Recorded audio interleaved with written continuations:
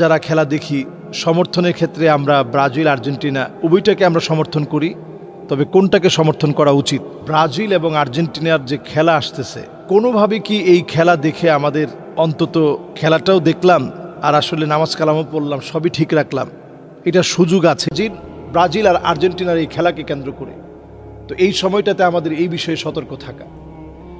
এরপরে আরও একটি বিষয় হচ্ছে ব্যাটিং অথবা জুয়া, যেগুলো এখন অনলাইন ব্যাটিং আছে, এগুলো চরম আকারে উত্তেজনা সৃষ্টি করে এই সময়টাতে এসে। এগুলো থেকে আমাদের বেঁচে থাকা।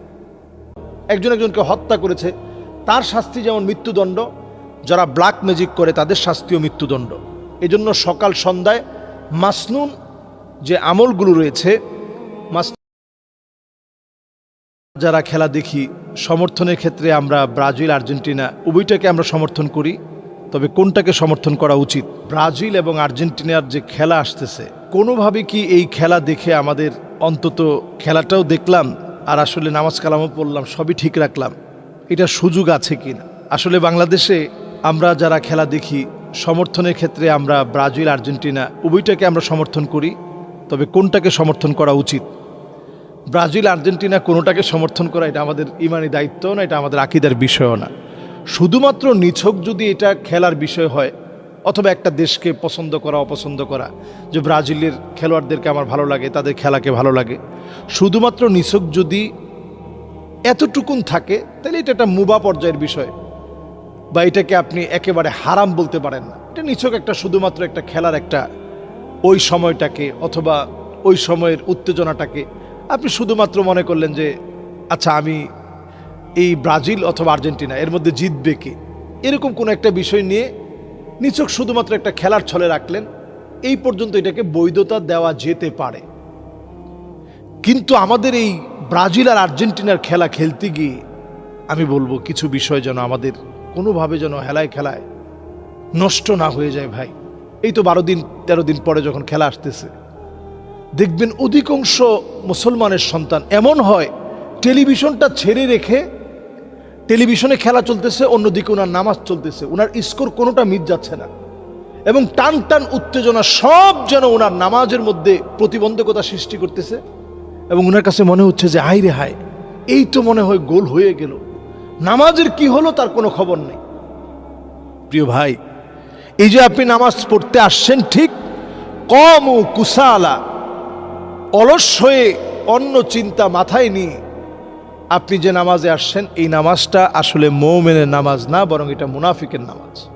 এবং আমাদের এই সাপোর্ট করা যেন কোনোভাবে আসাবিয়াতের পর্যায়ে যেন চলে না যায়। কিছুদিন পর থেকে দেখা যাবে যে এক এক বিল্ডিংয়ে এক এক ধরনের পতাকা উঠছে, এবং সেটা এতটাই উগ্রতার দিকে আমাদেরকে নিয়ে যাবে।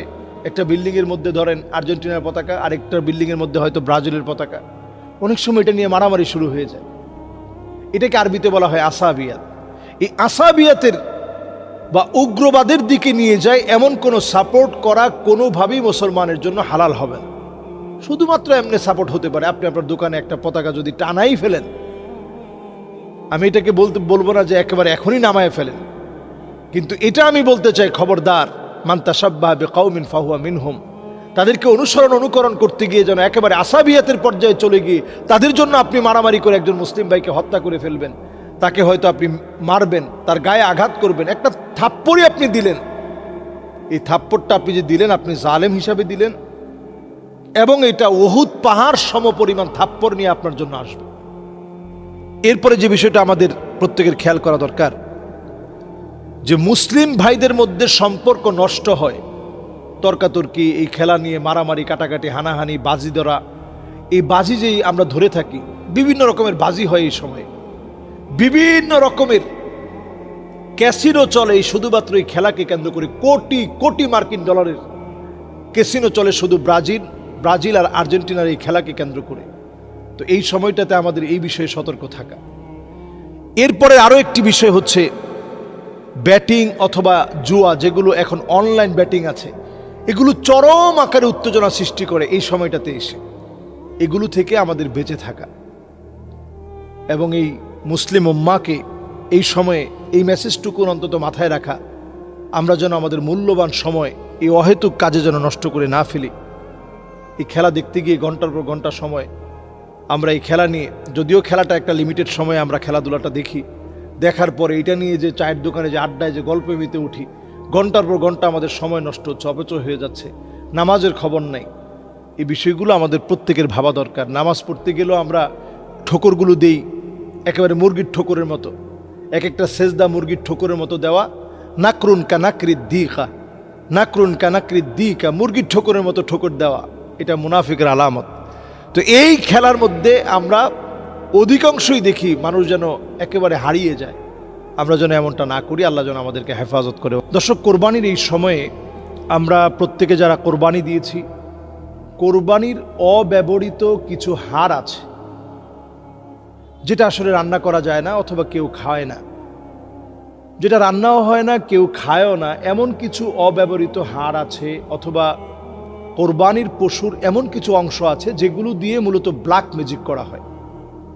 এর মধ্যে একটা হচ্ছে গরুর মাথার যে শিং আছে, এই শিংটা দিয়ে ব্ল্যাক ম্যাজিক করা হয়। আপনি দেখবেন যে প্রত্যেক কালো জাদুঘর যারা আছে, কালো জাদু যারা করে, ব্ল্যাক ম্যাজিশিয়ান যারা আছে, তারা দেখবেন এই শিংগুলো রাখে এবং তাদের ঘরেও দেখবেন এই অংশটা তারা রেখে দেয়।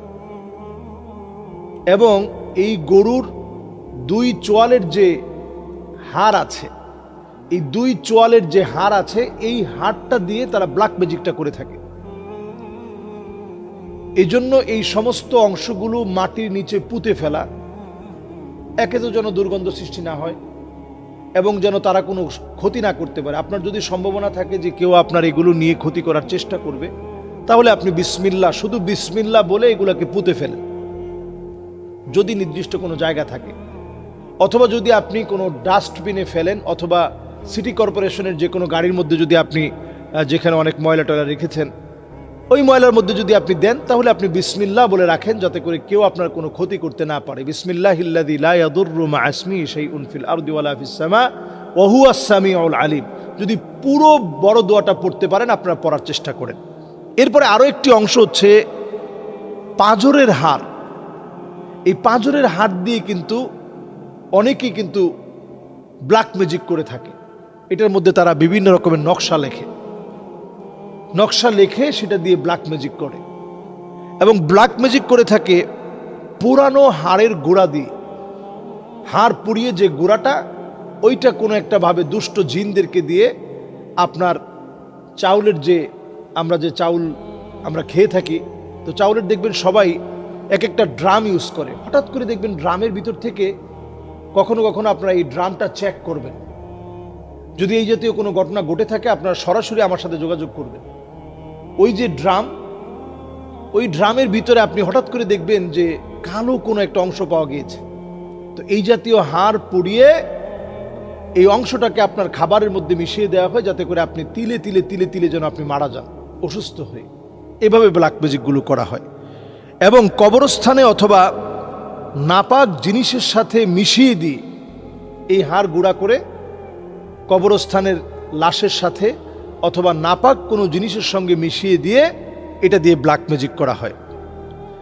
এখন আসলে এগুলোর নির্দিষ্ট কোনো নিজস্ব কোনো পাওয়ার না থাকলেও যারা ব্ল্যাক ম্যাজিক করে, তারা বিভিন্নভাবে কুফরি করে, খারাপ কাজ করে এগুলোকে মানুষের ক্ষতির একটা অস্ত্র বানিয়ে ফেলে। দেখুন, গতকাল থেকেই আমরা দেখতে পাচ্ছি যে এই জাতীয় হাড় নিয়ে সবাই কিন্তু কথা বলছে। এই জাতীয় হাড় নিয়ে, এই হাড়গুলোর ভিতরে আপনারা দেখবেন নানা রকমের এখানে নকশাগুলো লিখে, সবচেয়ে ভয়ঙ্কর ভয়ঙ্কর খতরনাক যে কালো জাদুগুলো আছে, এই নকশাগুলো করে করে এইভাবে করে মানুষকে মারার জন্য তারা আপ্রাণ চেষ্টা চালায়। তো এই জাতীয় কাজ যদি আমাদের সমাজে কেউ করে, হাদ্দুস সাহিরি দরবাতুম বিসাইফ, এদের শাস্তি আসলে মৃত্যুদণ্ড। এটা এত বড় অন্যায়, ইসলাম তার শাস্তি দিয়েছে মৃত্যুদণ্ড। যেমন একজন ব্যক্তি জেনা করেছে, তার স্ত্রী আছে, তার শাস্তি যেমন মৃত্যুদণ্ড। একজনকে হত্যা করেছে, তার শাস্তি যেমন মৃত্যুদণ্ড। যারা ব্ল্যাক ম্যাজিক করে তাদের শাস্তিও মৃত্যুদণ্ড। এজন্য সকাল সন্ধ্যায় মাসনুন যে আমলগুলো রয়েছে, মাসনুন যে দোয়াগুলো রয়েছে, এগুলো করতে হবে আমাদের প্রত্যেকের। যেমন সূরা ইখলাস, সূরা ফালাক, সূরা নাস আমরা প্রতিনিয়ত পড়ার চেষ্টা করি। ফজরের পরে সূরা ইখলাস 3 বার, সূরা ফালাক 3 বার, সূরা নাস পড়ার চেষ্টা করি 3 বার। মাগরিবের পরেও 3 বার পড়ার চেষ্টা করি, অন্যান্য নামাজের পরে একবার পড়ার চেষ্টা করি। বিসমিল্লাহিল্লাযী লা ইয়াদুররু মা ইসমিহি শাইউন ফিল আরদি ওয়ালা ফিস সামা ওয়া হুয়াস সামিউল আলিম। সমস্ত জিন যত শক্তিশালী, যত দুষ্ট হোক, আপনাকে অবশ্যই ভয় পাবে যদি একটা দোয়া আপনি পড়তে পারেন।